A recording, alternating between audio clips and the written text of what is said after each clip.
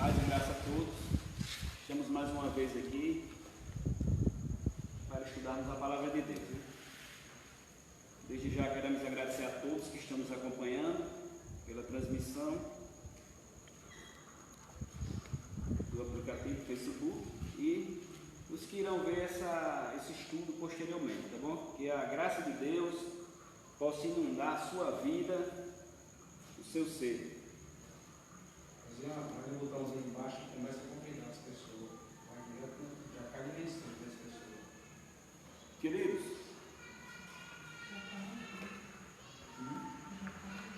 nós recebemos uma notícia triste, né? Esses dias, de um amigo nosso, um irmão em Cristo, em São Tomaense, nosso amigo Júnior Rangel, da qual temos o prazer de conhecer, né?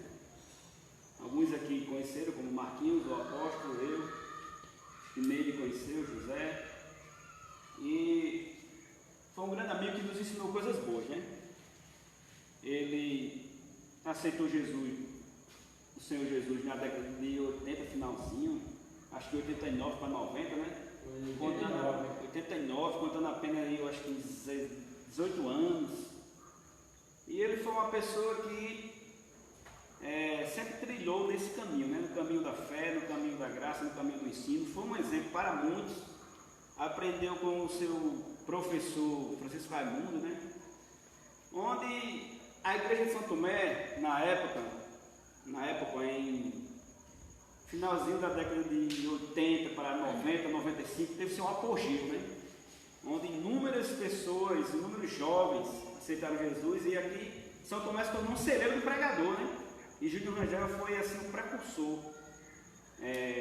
desse movimento que houve aqui em São Tomé, na Assembleia de Deus, na década de 90, onde lançou aí vamos dizer assim, no cenário evangélico muitos irmãos, né, pregadores, entre eles o apóstolo, que foi um discípulo dele, e eu também, que aprendemos muito com ele, né? E Júnior Rangel sempre estará em nossos corações, né?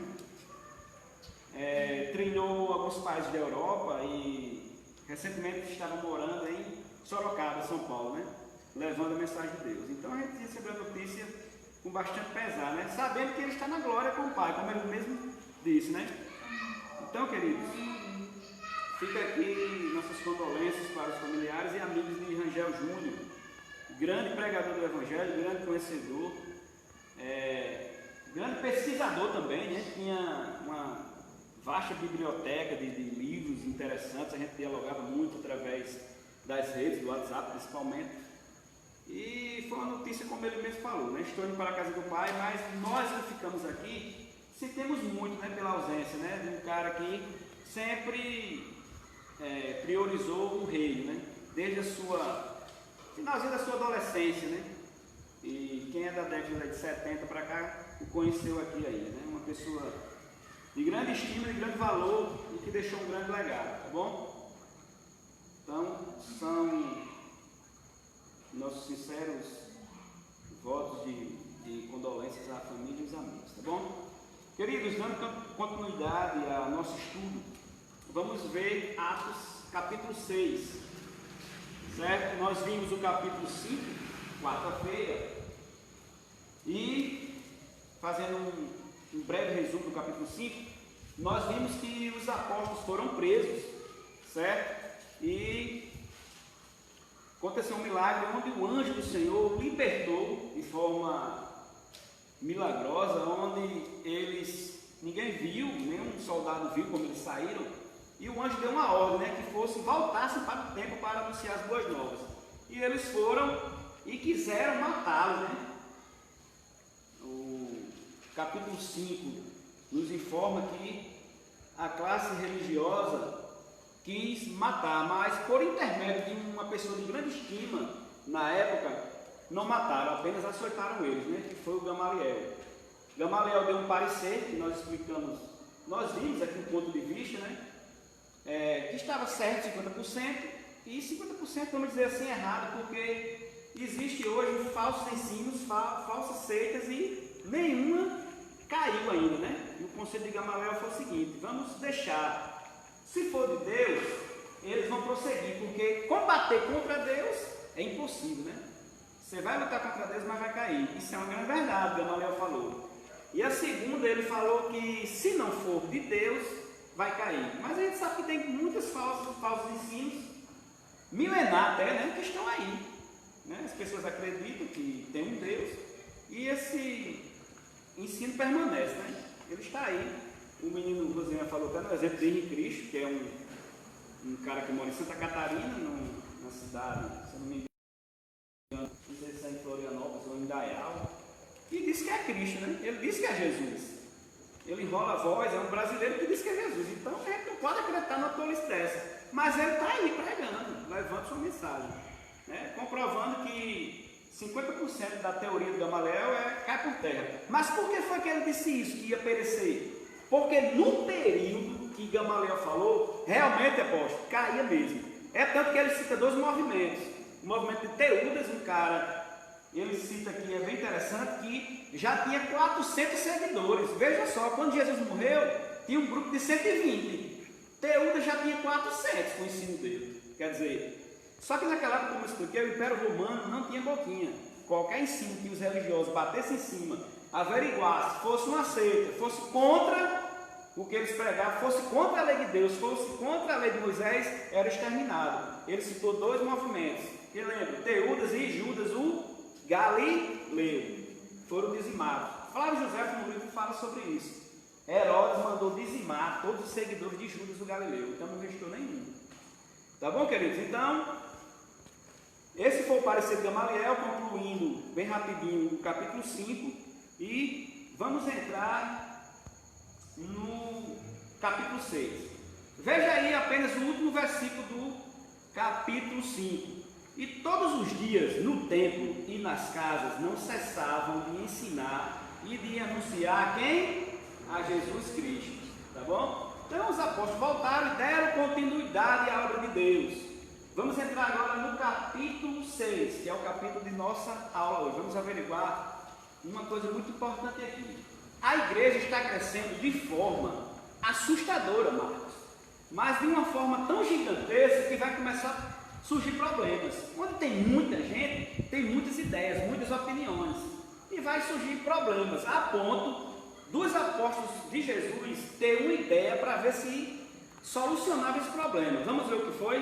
Vamos lá, Marquinhos, como sempre, veja aí o versículo 1 do capítulo 6.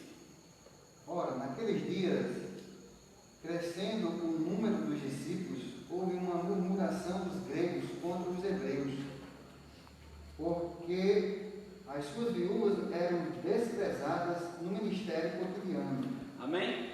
Então, queridos, percebam uma coisa. Ora, naqueles dias, que dias? Eram os dias do movimento onde a igreja estava crescendo, onde os apóstolos estavam sendo presos, tiveram duas perseguições, né? Não morreu ninguém até agora. No próximo capítulo vai morrer um, que é o Estevão. Ele vai ser já citado aqui nesse capítulo. Nós vamos ver a igreja que já está saindo de Jerusalém. Ela foi para as cidades circunvizinhas.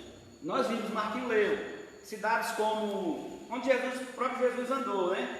Belém, Betânia, a Vila de Emaús, entre outros lugares. O evangelho já está saindo dali. E a partir de uma grande perseguição, no capítulo 7 do capítulo 8, é onde a igreja realmente vai se expandir para Samaria e Antioquia, onde vai aparecer outros personagens. Mas aqui, naqueles dias, crescendo o número dos discípulos, percebe que o escritor, Lucas quem escreveu, como nós sempre mencionamos, ele não está falando mais de números assim fechados, por exemplo, 3.000, 5.000, ele está falando de multidões. Está crescendo o número, ele vai falar em certas ocasiões que estão se multiplicando o número. Por quê? Porque realmente está sendo incontável os números dos discípulos de Jesus e está chamando a atenção da classe religiosa. Só que no dia de Pentecostes, o que foi que aconteceu? Os gregos aceitaram Jesus. Quem eram os gregos? Esse pessoal aqui que Marcos leu, que estavam sendo desprezados por causa das repartições das cestas básicas, vamos dizer assim. As viúvas, os gregos, as viúvas deles estavam reclamando que não estava chegando até eles os alimentos. Queridos, a questão dos gregos é o seguinte: esse pessoal, eles foram dispersos Lembra da destruição do templo que nós estudamos lá no ano 586 a.C., pelos babilônios, eles não destruíram o templo? Então, esses judeus, eles foram dispersos pelo mundo, a Babilônia dominou eles por 70 anos, depois vieram outros impérios, como os medos, os persas e os gregos, e eles ficaram dispersos, tiveram suas famílias, foram vivendo, e foram absorvendo outras culturas, outros ensinos, outros deuses, a ponto deles desprezarem até o Deus de Israel, porque eles não eram judeus por sangue, né? Não eram judeus que nasceu lá em Jerusalém, eles nasceram em outras províncias, né? Do próprio Império Grego e do Império Romano também, né? Então esse pessoal grego, ele trazia consigo, vamos entrar aqui um pouco na parte da história, para que a gente compreenda, muitas linhas de pensamento, apóstolo. Os gregos, quando o Alexandre o Grande, na Macedônia, tomou a Grécia Antiga, as cidades-estados onde os gregos viviam, praticamente elas deixaram de existir. Então, os gregos, eles buscavam, na Grécia Clássica, a verdade, tipo assim, a verdade absoluta. Eles falavam muito de política, da vida em sociedade. Mas depois que o Alexandre o Grande, com seu pai Filipe II, tomou a Grécia, eles mudaram de opinião. Eles começaram a buscar outra coisa, uma paz interior. Eles começaram a buscar a felicidade, entendeu? Eles foram em busca da felicidade, é tanto que a Bíblia cita dois desses grupos. Veja aí, para a gente fechar com essa ideia, Atos 17 e 18. Existia o grupo dos epicureus, a Bíblia fala, os discípulos de Epicuro, e os discípulos de Zenon, que eram os estoicos. Então, esses gregos carregavam consigo essas ideias. Então, foi uma luta, uma espécie de conflito para que os apóstolos de Jesus mudassem essa ideia. Primeiro, nenhum desses grupos gregos acreditava na ressurreição. A ressurreição era um ensino novo. Veja aí, Marcos, Atos 17 e 18. E alguns dos filósofos epícuros e estoicos contendiam com ele. Uns diziam: que quer dizer este paraleiro? E outros, parece que é pregador de deuses estranhos, porque lhes anunciava a Jesus e a ressurreição. Ponto. Então Marquinhos leu no capítulo 17 de Atos, queridos, e no versículo 18, duas escolas gregas que já existiam no tempo de Cristo, de Jesus. Muitos deles aqui carregavam consigo esses ensinos. O tal do Epicuro, que eram os epicureus, eram os discípulos deles, eles, para buscar a felicidade, o que foi que ele bolou? Qual foi a ideia? Eles estavam atrás de uma paz interior. Eles não queriam mais saber de política, de guerra, por cidade. Eles queriam buscar um meio de vida que deixasse eles em paz e tranquilos dentro de si. Porém, eles não acreditavam em Jesus, né? Eles não acreditavam no Deus de Israel. Eles acreditavam em outros deuses. Porém, o Epicuro dizia o seguinte: nós podemos até acreditar nos deuses, porém eles não influenciam na nossa vida. Então vamos buscar o prazer moderado, que só assim seremos felizes. Essa era a ideia desse cara. E alguém perguntava para ele: mas Epicuro, quando a gente morrer, o que é que vai acontecer na eternidade? Nada, ele dizia, porque eles eram materialistas, essa escola. Eles acreditavam que quando uma pessoa morre, o corpo ia para a sepultura, se desintegrava e ponto final. Não tinha isso de sofrer, ou ir para o paraíso, não tinha nada disso. Essa era uma ideia. Vamos viver aqui o máximo que puder e vamos ser felizes. Esse cara pregava isso. Por isso que ele diz: o que é que esse Paulo está falando, esse Paulo Oreiro? Porque a ideia de Paulo era o quê? Da ressurreição. Eles não criam na ressurreição.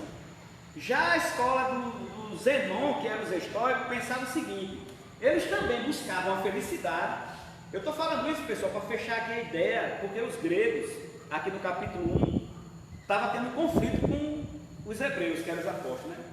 Então o Zenon, que era o líder dessa escola, dizia o seguinte: vamos atrás da felicidade, mas o destino é quem vai reger tudo. Não vamos nos preocupar com aquilo que a gente não pode resolver, tipo envelhecer ou a morte. Mesmo que você se preocupe com envelhecer, um dia seus cabelos vão ficar brancos, um dia você vai andar de bengala e vai morrer. A morte virá de todo jeito. Isso não deixa nós felizes. Isso não nos deixa felizes. Então eu quero que ele pregava: vamos viver uma vida em busca da felicidade, vamos nos preocupar com aquilo que apenas aquilo que a nossa mente pode resolver. Aquilo que sua mente pode resolver, interiormente, para que você viva uma vida feliz, faça isso. Não se preocupe com aquilo que o destino vai trazer. Um dia todo mundo vai adoecer. Quem é que não adoece, né? É a coisa do destino. Nossa vida é regida pelo destino. Pregava esse grupo. Nenhum deles acreditava na ressurreição. Tá bom? Então, o que era que acreditava? Os gregos, diz aqui, ó. Naqueles dias, crescendo o número dos discípulos, e tinham muitos gregos lá, porque eles vieram, nós vemos no capítulo 2 de Atos, que esses gregos vieram para Jerusalém, para as festas judaicas, e aceitaram Jesus. Aí o que diz aqui, ó. Houve uma murmuração dos gregos com os hebreus, porque suas viúvas eram desprezadas no ministério cotidiano. Lembra que nós vimos que tudo entre eles eram repartidos na igreja primitiva? Eles se doavam, eles vendiam terra, eles vendiam propriedades e levavam para os apóstolos para que dividissem. Pronto. Na hora da repartição estava tendo problema. Esses caras aqui, os gregos, que não falavam aramaico, já era um problema para a igreja, eles só falavam grego mesmo. Se dividiu a igreja em dois grupos. Uns falavam grego e os hebreus falavam aramaico, que era a língua de lá de Israel. Estava tendo um problema, esse pessoal estava sendo desprezado. As cestas básicas, Martinho, não estavam chegando na casa deles. Aí eles falaram, a gente aceitou esse Jesus para viver uma vida boa e agora nós estamos sendo desprezados. Houve uma murmuração. Crescendo, perceba, crescendo o número dos discípulos, houve uma murmuração dos gregos contra os hebreus, porque as suas viúvas eram desprezadas no ministério cotidiano. Existiam dois ministérios, a igreja estava crescendo tanto, que os 12 apóstolos não estavam dando mais conta. O dinheiro chegava, as ofertas chegavam num caixa comum, era um caixa comum, onde só quem botava a mão no dinheiro eram os apóstolos de Jesus. Só que na hora de repartir, Marquinhos, era muita gente que esses gregos que estavam na periferia não chegavam lá. Aí eles perceberam, não está chegando para a gente o alimento, não está chegando a ajuda, não está chegando a cobertura para a nossa casa, por exemplo, porque estava entrando muito dinheiro no caixa, né? Outra coisa importante, essa mesma igreja vai sentir falta, esse caixa, ele vai ser falido lá na frente, a ponto de passar por uma privação tão grande que o apóstolo Paulo é quem vai enviar recursos para eles, porque eles acreditavam no seguinte, Marquinhos, eles acreditavam que eles já tinham feito a parte dele, apóstolo, Jesus já estava voltando, eles receberam o Espírito Santo, foi no dia do Pentecostes, e o mundo estava vindo para Jerusalém. Então, quando Jesus Cristo disse que todo mundo tem que ouvir o Evangelho, eles estavam pensando nisso. Ah, todo mundo veio das outras províncias, estão aceitando Jesus, ele já vai vir. Vamos ficar aqui em Jerusalém que vai dar tudo certo. Só que era o contrário. Eles tinham que sair de Jerusalém para o mundo. A ideia dele estava o inverso, entendeu? Eles pensavam que Jesus já vinha. Aí fizeram esse caixa comum, tal, tudo ali, e estava já esperando a volta de Jesus. Nem pensava que o Evangelho ia chegar até aqui em nós, né? Então, o que foi que a igreja, os apóstolos de Jesus fizeram para solucionar esse problema da murmuração dos gregos? Vamos ver. E os 12, convocando a multidão dos discípulos, os apóstolos convocaram, disseram, não é razoável que nós deixemos a palavra e servimos o quê? Que tem na Bíblia de vocês aí? As mesas. O que eram as mesas? Era o ministério que eles levavam cestas básicas. Lá nesse ministério, eles oravam na casa dos irmãos, eles comungavam da Santa Ceia. Então, o ministério da palavra ficou a cargo dos apóstolos.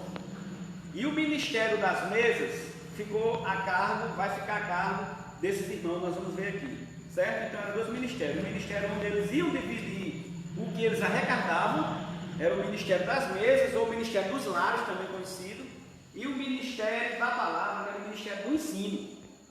Porque quem ensinava eram os discípulos que receberam o ensino diretamente de Cristo, né? Aí, eles vão fazer uma escolha de 7 homens para solucionar o problema. Leia aí, Marquinhos, versículo 3. Escolhi, pois, irmãos, dentre vós, 7 varões de boa reputação, cheios do Espírito Santo e de sabedoria, aos quais constituamos sobre estes importante negócio. Mas nós perseveremos na oração e no ministério da palavra. Ponto. Os apóstolos disseram, vamos escolher 7 homens para que tomem conta desse serviço. 7 irmãos gregos. para a gente resolver esse problema. E nós, os apóstolos, vamos ficar ministrando a palavra. Foi isso. Porém, um deles, Estevão, o mais famoso de Filipe, porque aqui a Bíblia vai falar no nome de 7, mas só 2 se destacam, né? Na Bíblia, só 2 se destacam. É o Estevão, que é o primeiro mártir, e o Filipe, que leva o evangelho para Samaria. Ele é o primeiro cara que já leva uma perseguição que vai haver, ele leva o evangelho para Samaria e o evangelho vai para a Etiópia, para a África, né? O cara que ele pregou leva para lá. Então vamos ver quem são esses homens. E este parecer contentou a toda a multidão, quer dizer, todo mundo ficou feliz. Agora vai solucionar o problema, né? Os gregos não vão murmurar mais, porque vai ter cego entre nós que vai ficar aqui nos observando e nos dando assistência. Quem são eles, Martim? Veja aí. E elegeram Estevão, homem cheio de fé e do Espírito Santo, e Filipe, e Procório, e Naconor, e Timão, e Parmenas, e Nicolau, prosélito de Antioquia. Beleza, escolheram 7, né? Escolheram 7, e desses 7, 2 não vai se destacar. É o Estevão e o Filipe, né? Depois nós vamos ver o Filipe indo para outros lugares. Nesse capítulo não, no outro. Veja só que coisa importante diz aqui no versículo 7. E crescia a palavra de Deus em Jerusalém. Olha o que é que ele vai dizer aqui, apóstolo. E se multiplicava muito. O cara está usando aqui já um pleonasmo. O escritor Lucas já está usando palavras, não sabe nem quantos irmãos tinha. E se multiplicava, quando eu digo assim, e se multiplicava, eu estou dando a ideia que está 2 vezes 2, 4, né? 4 vezes 4, 16, 16 vezes 16 vai dar um número bem alto e assim vai. Mas ele diz o seguinte, ó, e se multiplicava muito o número de quem? Dos discípulos, e grande parte dos sacerdotes, um milagre aqui, ó, e grande parte dos sacerdotes obedecia o quê? A fé. Queridos, lembram que lá atrás foram esses caras que mandaram prender eles, os sacerdotes? Foram eles que mandaram. Muitos já estavam caindo na real e obedecendo a fé. Não diz quem são eles. Diz que apenas muitos dos sacerdotes e grande parte dos sacerdotes obedeciam a fé. Que fé? Essa nova fé. Porque eles criam na lei de Moisés, né? Eles criam na Torá, não criam Jesus. Jesus para eles era como fosse um forasteiro, era mais um. Era como Judas o Galileu, era como Teudas Jesus para eles, né? Só que eles estão quebrando a cara porque aqui a semente que Jesus plantou não parou, né? Não morreu. Pelo contrário, está crescendo. Vamos ver o que aconteceu. E Estevão, cheio de fé e de poder, fazia o quê? Prodígios e grandes sinais entre o povo, mostrando aqui que não era só os apóstolos que faziam. Esse cara ele era um grego, esse Estevão. E pasmem, queridos, ele tem um conhecimento tão grande da lei, ele foi buscar logo conhecimento, que no discurso dele, esse capítulo 7 tem 60 versículos, que vai ser o estudo para a próxima aula. Vamos dar uma adiantada na próxima aula. O discurso de Estevão parte de Abraão até Davi, mais ou menos, né? E ele vai passar na cara dele, mostrar a eles o quanto errado eles estão em matar Jesus, a ponto dele ser morto por causa dessa pregação. Não perdoaram Estevão, infelizmente ele morreu, né? Foi apedrejado. E levantaram-se alguns que eram da sinagoga chamada dos libertos, e dos sirineus, e dos alexandrinos, e dos que eram da Cilícia, da Ásia, disputavam com ele, ó. Os caras começaram a debater com Estevão, e não podia resistir à sabedoria e ao espírito que falava. Ou seja, quanto mais argumento o pessoal, alguns aqui que diz que era dos libertos, era de uma província que tinha lá o doutor aqui explica, lá no norte da África, tinha uns judeus lá, judeus dele, que eram misturados, foram debater com Estevão, né? Só que eles perderam o debate. A ponto de fazer o quê? De chamar uma falsa testemunha. Eles pagaram, fizeram como Jesus, levaram alguns homens mentirosos para mentir contra Estevão, para que o Sinédrio, o pessoal lá do conselho, matasse ele, né? Olha só, não venceram o cara nos argumentos, foram vencer o quê? Vencer ele como? Na mentira e na força bruta. Vamos ver. Então, subornaram o quê? Que diz aí na Bíblia de vocês? Alguns homens subornaram ao quê? Chamar o cara para dar dinheiro para que o cara minta, né? Conclua, leia, galera. nós o temos ouvido proferir palavras blasfemas contra Moisés e contra Deus. Queridos, naquele período, falar qualquer coisa contra Abraão, Moisés e Davi, era como se você tivesse já pedido para morrer. Por isso que a classe sacerdotal com Jesus dizia, ele disse que ia destruir o templo e reconstruir em 3 dias. Falar mal do templo também não era coisa boa. Então, como eles não estavam resistindo a Estevão, eles pagaram José, eles deram dinheiro para alguns homens, cerca de um grupo de pessoas, não disse quantos foram, para que mentisse no conselho para que Estevão morresse. Veja só a astúcia desse pessoal, o quão cruel eles são, viu? O que diz aí? E enxeitaram o povo, os anciãos e os escribas, investindo com ele, o arrebataram e levaram ao conselho. Ou seja, pegaram Estevão à força e levaram lá para ele falar tudo isso. O interessante é o seguinte, é que o capítulo 7 todinho, ele está dentro do capítulo 6. O discurso dele está no capítulo 7. Aqui você não vai ver o discurso de Estevão. Diz que ele era um homem cheio do Espírito Santo, que tinha muita sabedoria, mas o discurso está no capítulo 7. Porque aqui você não vai ver ele dizendo que mentiu contra Deus, contra Moisés e contra o templo, né? Aí no capítulo 7, que vai ser a sua próxima lição, são 60 versículos. O Estevão, ele fez um apanhado geral, você pode até conferir indo lá em Êxodo, quando você lê um versículo, um subtítulo aqui do que ele está pregando, você pode conferir lá no livro de Êxodo, porque está tudo lá, né? Ele fez um apanhado geral, mostrando para os religiosos quantos eles estavam errados. Apresentaram falsas testemunhas que diziam: este homem não cessa de proferir palavras blasfemas contra este santo lugar, que era o templo, e a lei de Moisés. Então, queridos, como eu falei agora há pouco, qualquer pessoa naquele período que falasse mal da lei de Deus, de Moisés, eles rasgavam as vestes como sinal de luto e você já era, né? Checkmate. Porque nós lhe ouvimos dizer, vamos concluir, esse capítulo só tem 15 versículos, né? Porque nós lhe ouvimos dizer que esse Jesus, veja só como eles tratam Jesus. Veja aí, Marcos, o versículo 14, como é que está na tua tradução aí. Porque nós lhe ouvimos dizer que esse Jesus Nazareno há de destruir este lugar e mudar os costumes de que Moisés nos deu. Está vendo aí, pessoal? Olha como os caras estavam mentindo. O próprio Jesus cumpriu a lei, né? Ele era a graça, Jesus era a graça, viveu no período da lei, mas ele era a própria graça, né? Jesus trouxe um novo ensino. Jesus não mandou apedrejar mais ninguém, né? Jesus disse: aquele que te dá uma tapa no lado direito, dá o esquerdo. Jesus trouxe uma paz, um reino interior, e que muitos desses gregos depois começaram a compreender essa paz que eles tanto buscavam. Jesus tinha. O que Jesus disse: eu sou a paz, eu vos dou a paz, não vos dou como o mundo a dá. Porque o mundo estava atrás de uma paz. Querer tudo se encaixa. Por que foi que Jesus disse isso, apóstolo? Eu vos dou a minha paz, porém eu não vos dou como o mundo a dá. Porque o mundo estava atrás de paz naquele período. Era o período helenista ali. 300 anos antes de Cristo eles já vinham discutindo isso. Quando Jesus nasceu, eles já estavam nesse debate de verdade. Por isso que Pilatos disse: o que é a verdade? Era outro tema, bastante polêmico, desde a Grécia Antiga. As pessoas queriam saber o que era a verdade. Jesus se apresentou como a verdade.